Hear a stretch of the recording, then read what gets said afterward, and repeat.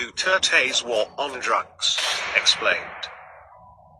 From July 1st to August 30th of this year, 550,000 houses were visited, 12,900 suspects arrested, 800 search warrants implemented, 895 suspects killed, and 626,000 drug user and pushers surrendered. This means that 97.8% surrendered, 2% arrested, and only 0.14% killed. What about the accusation of extrajudicial killings? Did Duterte condone extrajudicial killings? This has been shown to be not true.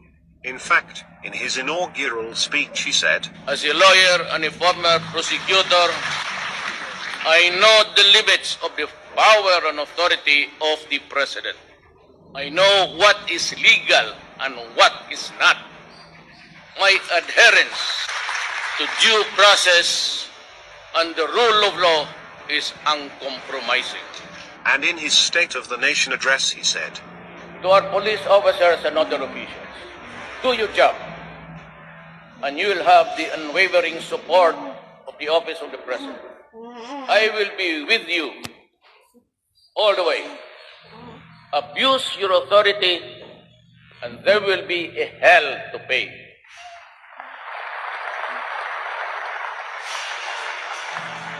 For you will have become worse than criminality itself. I order the National Police Commission to hasten the conduct of investigation and adjudication of administrative cases against police officers involved in criminal activity and illegal activity, and prescribe policies on lifestyle checks for PNP members.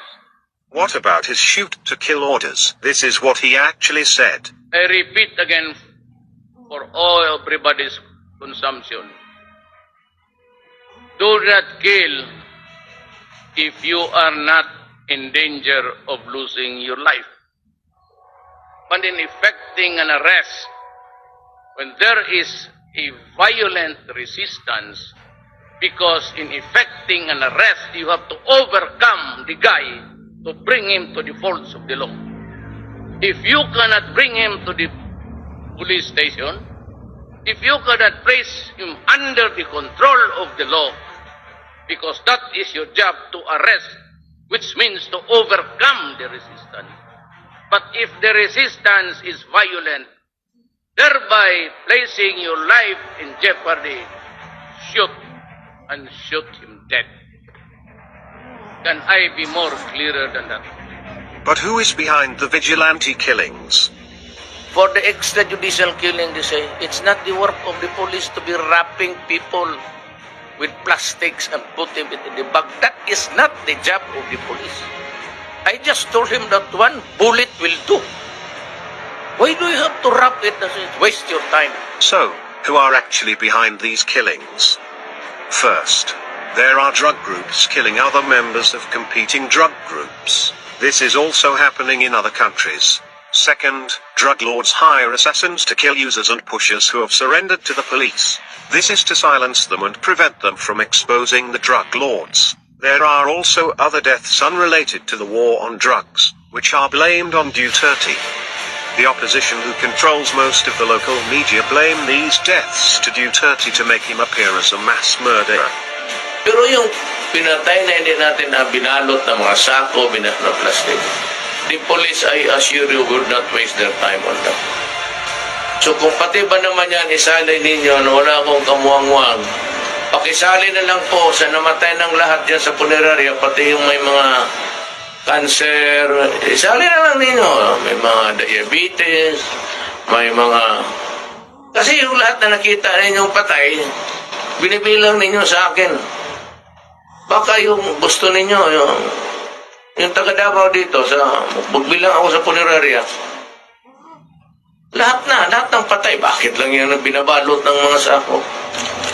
Because the accusation itself is very stupid. It assumes right away na yung may patay dyan, gobyerno ang pumatay. Police officers found involved in drugs are relieved, investigated, and prosecuted. In fact, Duterte publicly named officials involved in drugs. There are generals, police officials, congressmen, mayors, judges, and a senator. Drug lords and public officials involved in drugs are now trying to bring the fight in the international arena due to the fact that 91% of the Filipinos support Duterte. Will they succeed?